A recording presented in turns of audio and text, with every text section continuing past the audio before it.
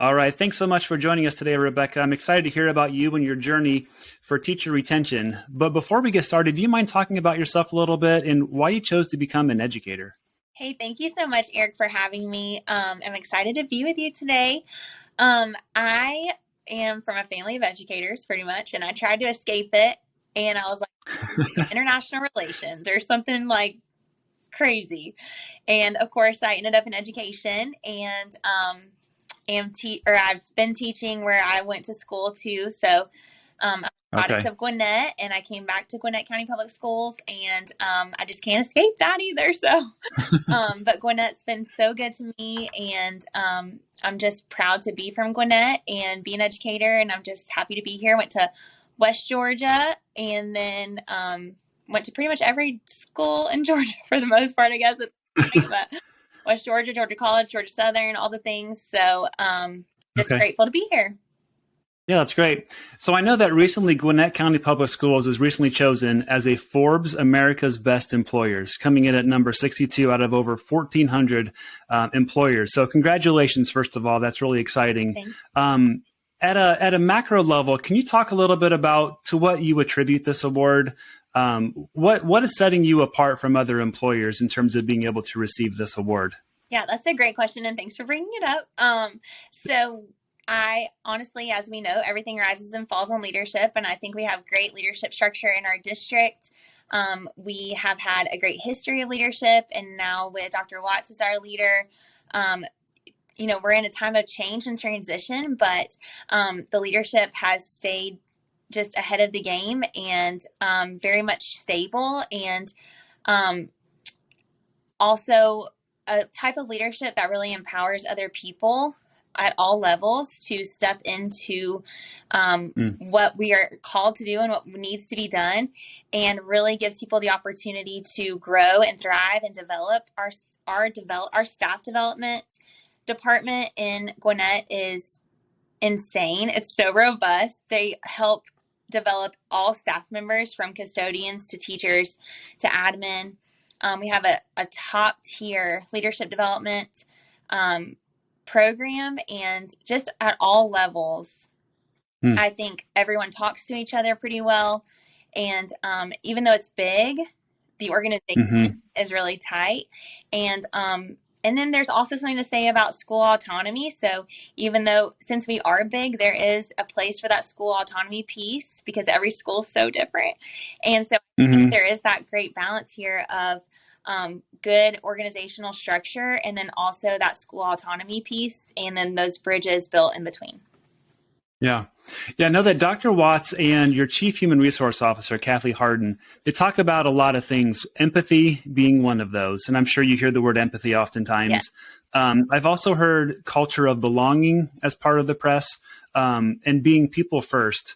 So are there any examples of those that really come to mind, either empathy or culture of belonging? So again, this kind of sets you apart from other districts. And you've talked so far about autonomy. You've talked about, the leadership. Are there any specific examples you could think of that really focus on this idea of being people first? Yeah, so there's a lot. I think like I mentioned before with the development piece, I think if we can skill people well where they are, that gives people the confidence to continue to stay and then Mm. grow where they are, and also pour that into other people. So that's a huge piece of people first, and also like this idea of you're seen as a person in this very large district, and you're seen enough for us to invest in you and your growth and development. And then also there's so many other ways of feedback to be given in our district, whether you're a teacher or you're a local school administrator or a student. There's a student advisory committee for Dr. Watts. There's a teacher advisory committee and a leadership advisory committee.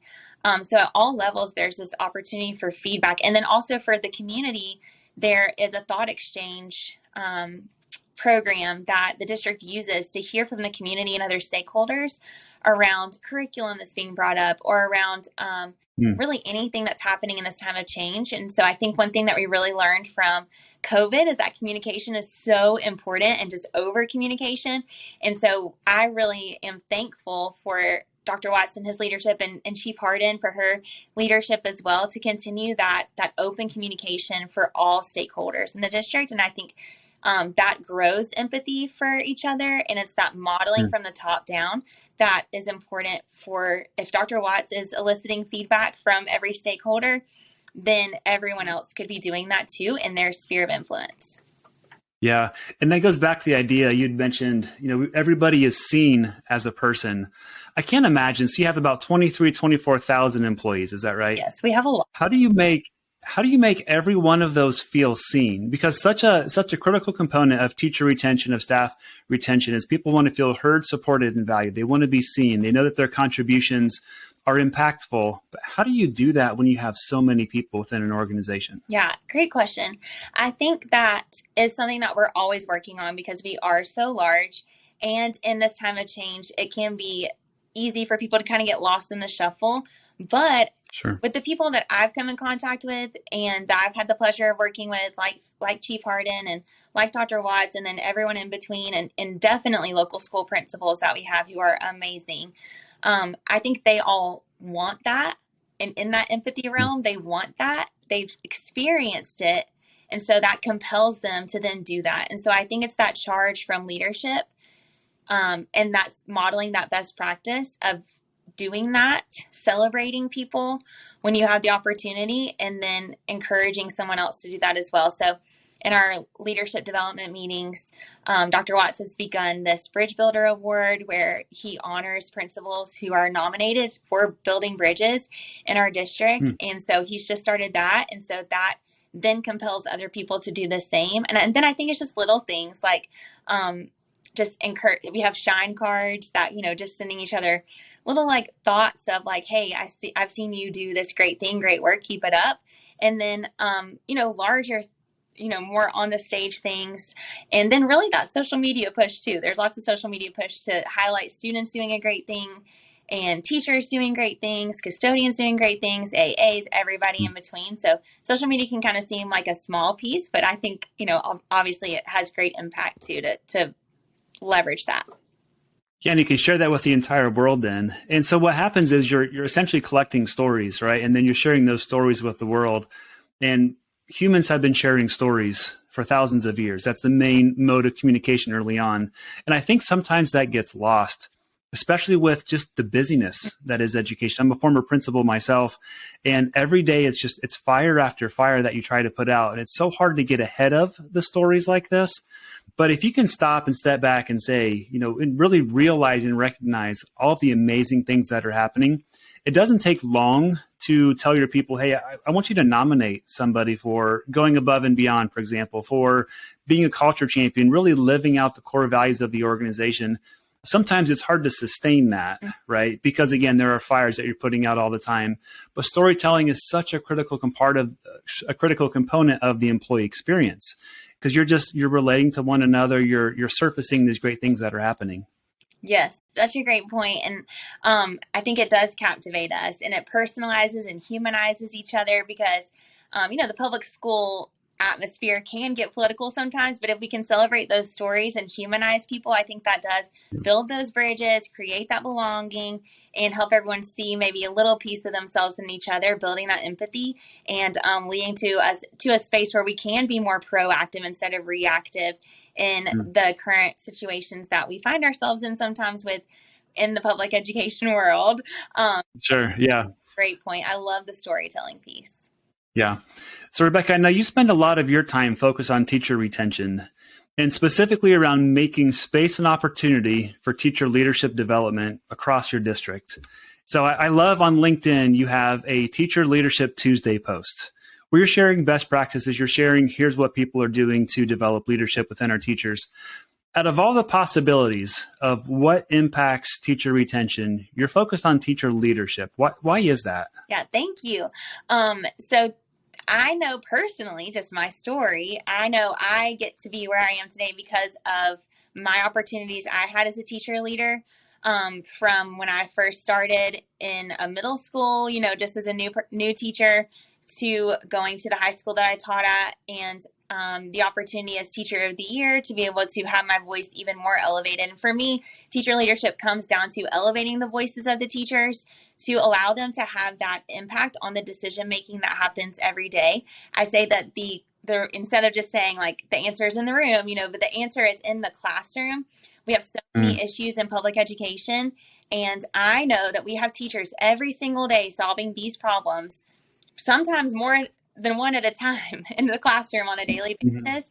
And if we can just elevate their voices in the conversations around the decisions that are being made, then we won't have to be spinning our wheels and feel like we're recreating the wheel and like testing stuff out. Like, it's already being done in the classrooms of these phenomenal teachers that we have in our district and across the state. So if we can elevate the voices in the decision making, then the teachers will feel like they have a relationship more so with their leadership, and that they have a responsibility more so with the school that they are connected with and the district, so that then they'll return, or we'll have that retention piece added to that.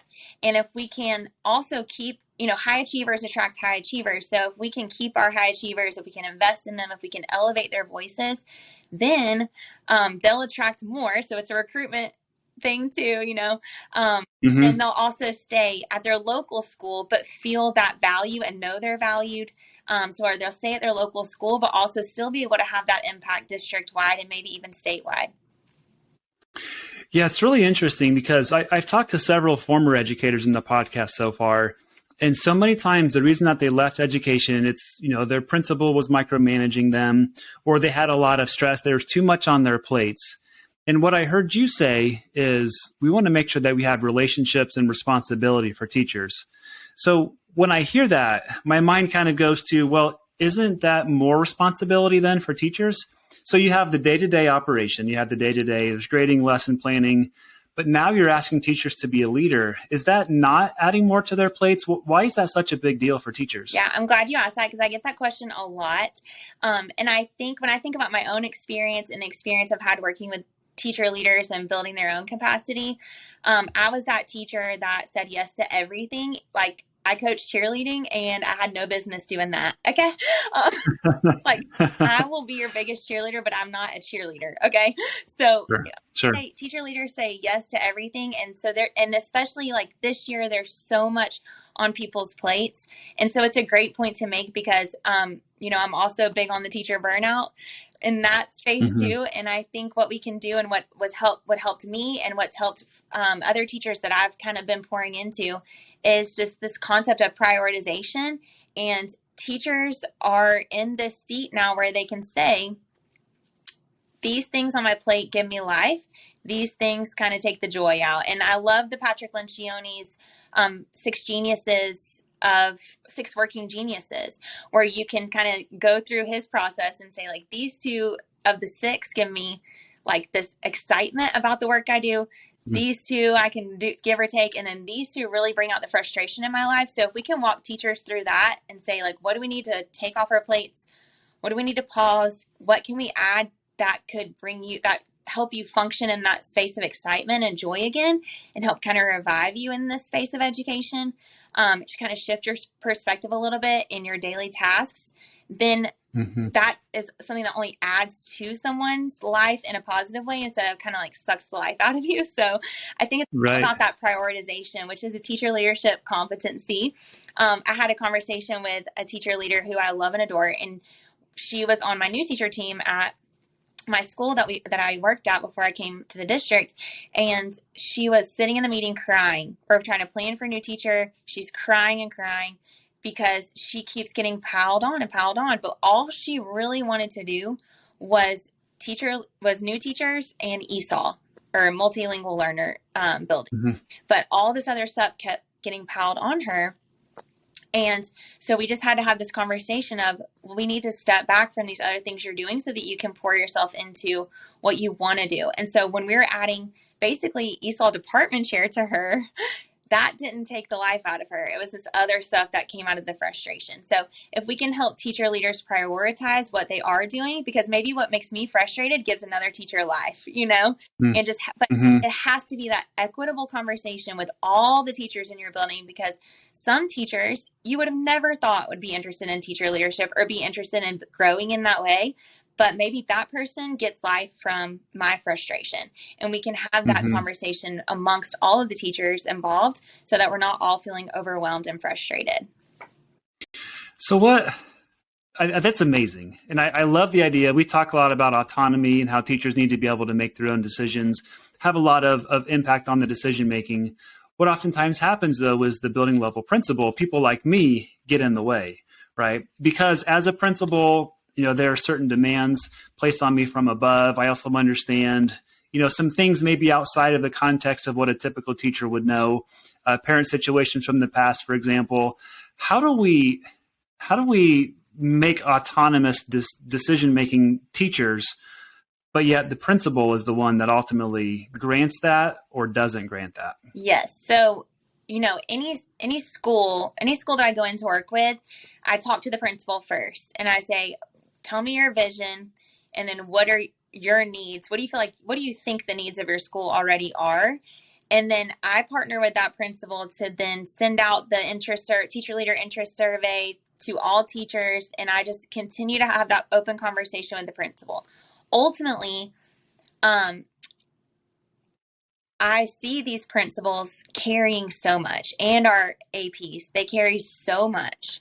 And if I can encourage them to get to this place of, like you were mentioning before, of let's get to a proactive space, and then get to those places where we do have to be kind of reactive. If we bring in these expert voices of the teachers, then it really will only support the vision that you have, as they carry out the details. So like when we're vision casting, we talk about, and this has been something like, it's about the principal with the vision, but it's a shared vision when the teacher leaders can have an input in how that vision's carried out. And so, I think I shared the baking, bake a cake in a box story one time on LinkedIn, where it's like, this company from the 1940s was trying to bake a cake in a box and sell it, but they had taken every ingredient out, put every ingredient in the box mix except for the water. You just added water, and the psychologist came in and he was like doing the study to see why it wasn't selling. And they realized that the people making the cake mix box had done too much, and so now they repurposed it and redid it where they took the egg out and the water. So whoever buys the cake mix box has to add egg and water instead of just water. And so people felt like they contributed more to the cake making. And so the vision didn't change. The vision was still, I need to make a cake as a principal. I need to make a cake, but how it's done, I can allow my teacher leaders to have parts of the ingredients and how that cake is made. And so that partnership is there, and there's still that principal vision and leadership, but also that teacher autonomy in taking that. So in practical terms, at my high school I came from, I love my principal, obsessed with him. He's amazing. Love my admin team. But our new teacher program needed some help. And so Sure. vision was, let's get these new teachers in to the school. I just said, hey, love that I am here, and I love our new teachers. Can I just take this little piece from you with some admin support and kind of run with it? And so we did. I took that little piece of the cake, and was able to form a team with admin support and create this new teacher program that we were super proud of. But the vision was still the principal's vision. Does that make sense? Yeah. So I'm trying to think through the lens of a principal now, right? So a lot of the listeners are district leaders, school leaders. Yes. So if I don't have anybody like that, if there's nobody on my staff that comes to me, nobody, because some people will say, well, we don't have a teacher retention person, so this has to just fall on me. What can a building level principal do to create that environment if there's not a third party, if you will, coming to them saying, here's what I'm noticing. I love your vision. I love the mission behind what you're doing. Let me take over this part of it. How does a principal start if there's not that additional support? Yeah. So I think the principal can just start. So when I partner with a principal, I just have him or her send out a interest survey, teacher leadership interest survey that has a self-assessment, using some teacher leadership competencies as the informant of that self-assessment. And the teachers just pick out their 6 areas of strengths and their 6 areas for growth. And I give that data, I pull that data, organize it, and give it to the principal. But this is a very easy tool that really any principal could create themselves, or you can use mine if you want, to send out to your whole staff, just as the principal, to see who is interested. And I do believe that it needs to be an equitable opportunity for everybody in your building to say, hey, I am interested in this, and I might be someone that barely can lead myself right now, but it is something that I'm interested in. And so you can use that data as the principal to shape your whole school professional learning opportunities, to shape individual conversations that your admin has with the teachers in their evaluation conversations, to say, like, where do you want to grow and how can I support you in that growth this year? And I think those spaces are super powerful, because someone will emerge. There will be teachers that emerge out of that, to say, I didn't see this in myself, but you've given me this opportunity to work through this process. And I do feel like there is something to be said as a tapping on the shoulder situation where a principal or an administrator has to kind of come to the teacher, especially in these days when everyone's so overworked and just burn out and, there's just so much going on. There is something to say for a principal or an administrator who has that intentionality about them to say, hey, I see this in you, and I want to position and purpose you and help equip you to grow into this space, even on the job. So maybe someone's not completely ready to run a team at your school, whether it's an MTSS team or a PBIS team or whatever, but put them in that position in place if they're willing, with a supportive admin system, and say, it's okay if you fail at first, we're going to learn from it, rework it, but just giving those people that opportunity to step into this position to grow, with your support as the principal or with your support as your admin team, is so powerful and will create that culture. Yeah, it's so many people miss, so many leaders miss using words to describe, hey, it's just like you said, it's okay if you fail. I'm going to be here. We're going to fail in this together. What we're looking for is vision cast. So I'm looking for leaders within our teaching staff to really help us, build this culture. I need some help during this. So that vulnerability and using the words that you're probably thinking is so powerful. And most school leaders, so I talk about the hero paradox oftentimes for teachers, which is always seen as the one having all the answers. So I can't ask for help because I'm the one that's supposed to have the answers.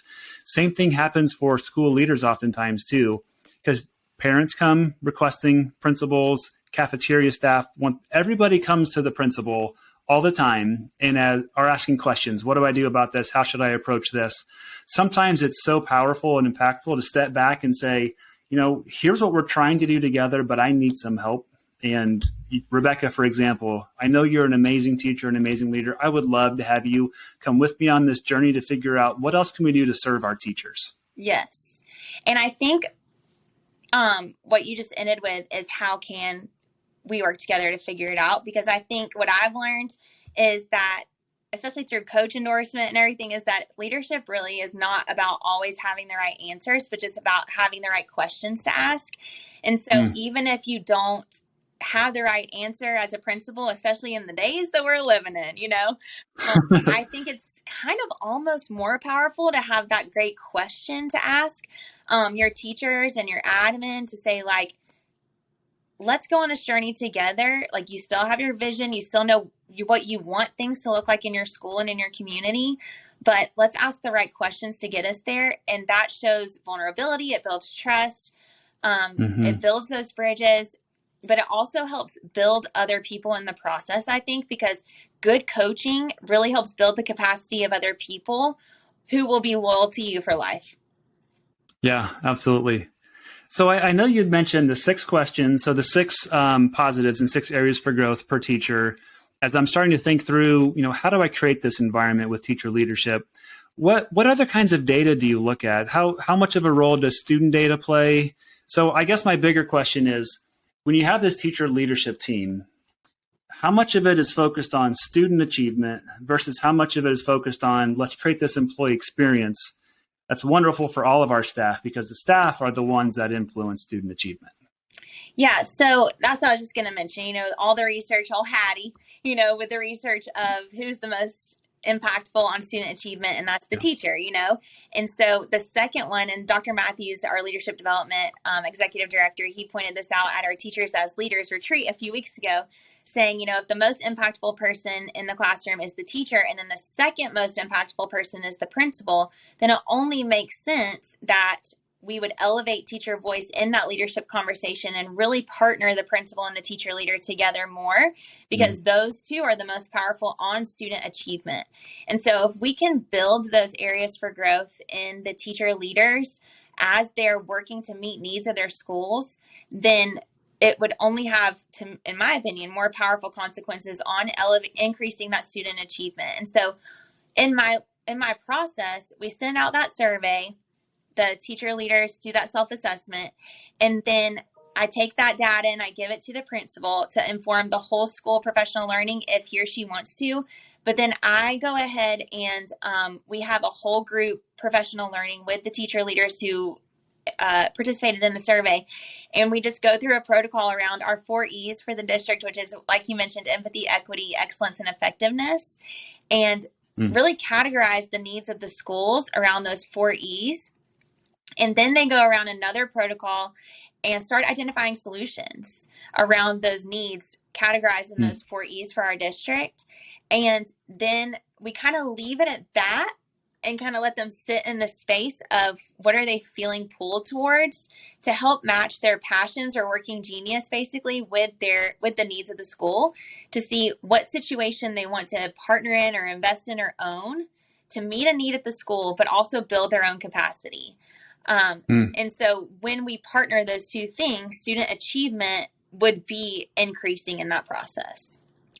Yeah, it's a natural domino that falls. When everybody else is doing good, positive work and they're feeling good and positive about their work, students end up doing well because they're supported. They have a teacher that enjoys coming to school in the morning and not having those teachers that are crying, those teachers that are fully upset. There's too much on their plates. They don't feel like they have the ability to make decisions. Like, even that environment itself lends students towards wanting to come to school, wanting to do well, and then ultimately doing well. Right. Yeah. So can you peel back the onion a little bit at the district level now? So I'm curious, how do conversations go as you're talking about teacher leadership with other district leaders? Do you talk about data a lot? Do you talk about more qualitatively, here's what I'm seeing? How do you plan to support your staff? Yeah. Great question. So I'm so thankful. And in my conversations as, Gwinnett Teacher of the Year 2 years ago now at this point, and then at the state finalist area, I get to really talk to a lot of other leaders from other districts, other teacher leaders from other districts. And I love all my friends from the other districts, and I love working with the DOE. But it really puts into perspective the amazing opportunities that we have in Gwinnett to be in a place that, like I mentioned before, does truly prioritize and is very intentional with developing their people. And so this teacher leadership space is an exciting space to be in right now in our district, because it's in a couple of places in our KPIs right now with our new blueprint. And so I am so grateful I get to work on this piece of the KPIs in the blueprint, and also with staff development. So I'm technically HR, and then staff development is also owning pieces of it. But staff development is now a part of HR in our district organization structure now. And so it's really this beautiful marriage that we're really fleshing out with HR's role in that and staff development's role in that. And so we have, Gwinnett is data rich. We have lots of data to pull from.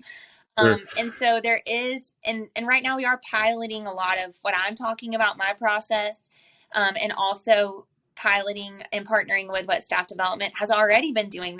We already have wonderful data or spaces to pull data from, like our Teachers as Leaders program, our Teacher Leaders series. We have coach endorsement. We have we have something called Mentor Gwinnett, which builds teacher leaders to lead new teacher teams at schools. So we have tons of leadership opportunities already available that we can pull data from to see, what we have equipping these teacher leaders already, or what we could resource teacher leaders with to grow even more. And then, what are our gaps? And how can we meet the needs in those gap areas? And right now it's just making sure that we get as many teachers in this space as possible in an equitable way. And so we have lots of conversation right now around that with our leadership development, who's also housed in HR, staff development. I just partnered with staff development on a professional learning opportunity with admin in local schools who are in charge of their staff development at their local schools, really having a good conversation around what is the profile of a teacher leader, and how we can often have that common language so that we can align our data a little bit better with that, and also the supports that we offer. Yeah. And I know you have a teacher leadership pipeline that you're creating. Yes. What does that look like? So that's an ongoing conversation, because there is other piece to this, which is the working conditions. So like we talked about before, we have full plates as teachers in schools. So let's prioritize a little bit, figure out what frustrates us, figure out what gives us life. And then there's also the other piece to that, which is those working conditions. How can we, even when we have a teacher shortage, how can we offer a class period or two off so that you can focus on fulfilling these duties of your teacher leadership position? How can we compensate these teacher leaders for the work that they're doing? And so there is conversation around that too, but it's all in the KPIs as well, to ensure that this works. And it's sustainable and also keeps our teachers here. So it's an ongoing conversation around supporting this work further. So. Yeah, no, and it's, I can imagine, as big as the organization is, just how many moving parts there are, because everything that you do is times 10 or times 20 of a more typically sized school. So if you start thinking about teacher leaders, you're looking at times 20. If you're looking at how do I find people to fill these open positions, you need 20 times as many as others. So I'm sure a lot of it is, what are those systems? What are those processes? How do I identify the gaps? Once you do identify a gap, how do we know it's the right gap? And then whatever our possible solution is making that progress that we're hoping to achieve. So the complexity of scale, I'm sure, adds some additional layers, but you also have that many additional minds to go back and reference, and people that you can ask questions to and seek solutions from. Yes. And so right now, my pipeline is kind of focusing on what those kind of concrete roles are, that even though we do have school autonomy, what are those concrete kind of umbrella roles, teacher leader roles that people have in schools? And then what would be that compensation scale? What does that look like? How can it transfer to every school so that every school has equitable opportunity for that? So if you have a principal that really cares about this and is on top of it, versus a school that is a principal would like to be, but doesn't really know what that looks like, so trying to make that scale, like you said, for the whole district in an equitable way, but also still honoring that autonomy is, but it's exciting. And getting those voices, like you said, in the conversation around that is so important to me. In HR, we have a teacher leader think tank where we're really fleshing through what some of this looks like, and also elevating that feedback. So there's a lot of conversation around, what I'm currently working on, what staff development's working on, how we can merge the two, what's working, what's not working, and that scaling piece of how we can really make these working conditions sustainable and in a way that keeps these amazing teacher leaders at their schools and valued, and know that they have kind of this ladder to continue to grow in as a professional. Sure. So I'm curious, as you're making plans for what you want to do, how fleshed out are those plans versus I have an idea, I'm going to try it, and then report back to my team? So I guess how much do you focus on the strategy, trying to figure it all out first, and then versus I know we have a pocket of need here, let's go tackle this and then come back and figure out what to do next? So in terms of my strategy or at a... Yeah. Okay. Yeah. So, honestly, one of my weaker areas is details. So I'm more of a vision person, sure, in a big picture. So I'm really trying to be very intentional about details, but that's why I really elicit a lot of feedback. Every time I go into a school, I try to get as much feedback afterwards as possible. Like, how did you feel about this process that we went through? Do you feel like this was an effective protocol to really identify the needs and the strengths? But also, I know what my experience was in this district that I love and grew up in, as a child and as a professional. And so I'm kind of leaning on my experience and leaning on what I feel like I know I understand and I'm like, I feel like I'm not very qualified to do a lot of things, but I do feel like I'm qualified for this part, Yeah. So, and then also I got my specialist in teacher leadership. So I feel like I'm leaning on a lot of that approach too, but really just, and getting as much, and I'm a highly collaborative person.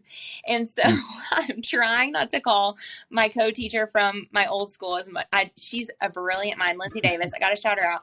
She is so brilliant in professional learning and like strategy and things. So I try not to call her as much anymore to leave her alone, but I just am trying to be as collaborative as possible up here now with leadership development, staff development, to get feedback from them, to get feedback from the teacher leaders and principals that I'm working with, to really make this, as best as possible. I've also had conversations with people from the PSC, the Georgia PSC.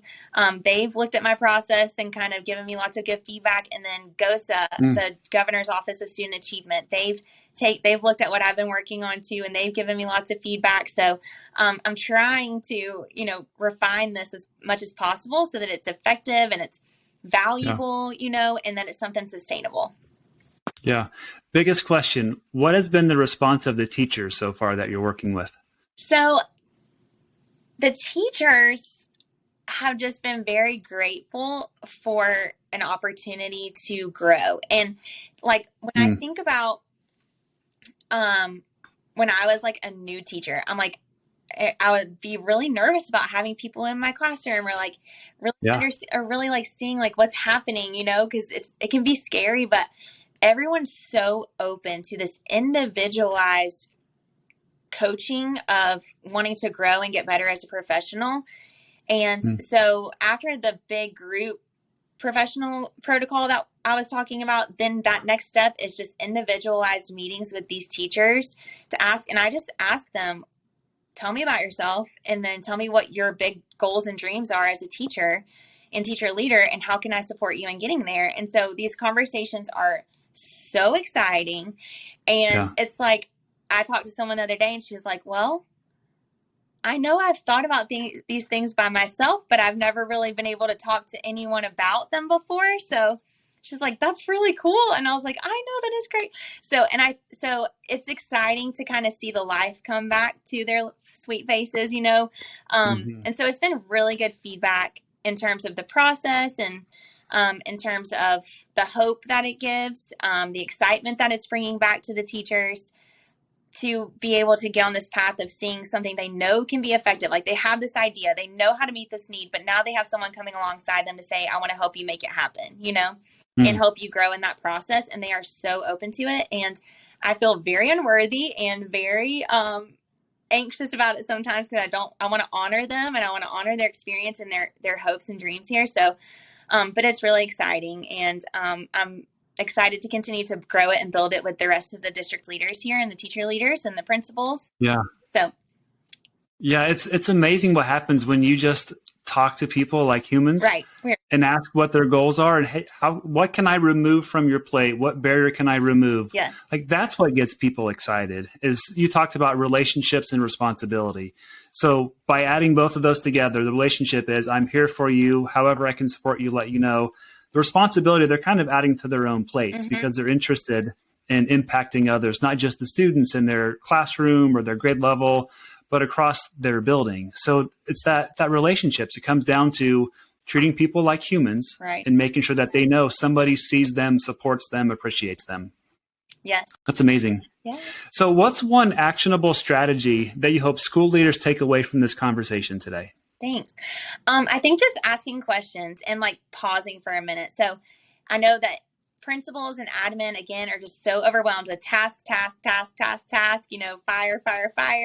But I think in the process of tasks and fires, if I can encourage principals to just kind of be intentional as you're walking around the hallways and just connect with someone, maybe 2 people today or tomorrow, just 2 teachers that you don't really connect with that much, and say, hey, what are your plans? What do you see yourself doing here at the school? What's a need that you see at the school, and what are your thoughts around how we can fix it? Just those quick questions in the hallway, making that connection, or even just saying, hey, I see this in you. Thanks for what you do. Thanks for being a thought partner in this, or thank you for supporting the student the way you do, or thank you for supporting this team the way you do. Let's circle back, or email me and let's circle back and talk more about this, Just walk through the hall intentionally, connect with two teachers you don't normally connect with, and ask them a question about their leadership journey. Yeah. So what about a celebration that you have? I know you were recently nominated or named Gwinnett County Public Schools Teacher of the Year. So congratulations. And a top 10 finalist for the state of Georgia. That's amazing. Thanks. Are there any other celebrations that you want to share with the audience today? I just want to celebrate and honor all of our teachers, all of our principals, all of our admin, and the work that they're doing every day. It's tough out there, but y'all are really carrying this torch. Our torch, Gwinnett, that's our torch of public education, which is, so key to the future of where we're going. And so I just honor each person, each leader listening, whether you're a teacher or an AP or a principal. I just honor the work that you do and I celebrate you. And then just a personal thing, my husband is getting promoted as captain this week in the Cherokee County Fire Department. So we're really excited. Congratulations. Thanks. That's exciting. I know. Yeah. Great. Well, Rebecca, I appreciate your time greatly. I know it's Halloween today. Yeah. You have kids, so I'll let you go here in just a second. But I want to say thank you to you for the work that you're doing and really bringing attention to the idea of teacher retention and how there are some realistic things that we could do to actually impact teachers. So thank you for the work that you're doing. You're appreciated. Thank you so much for having me. I appreciate you. All right. Thank you.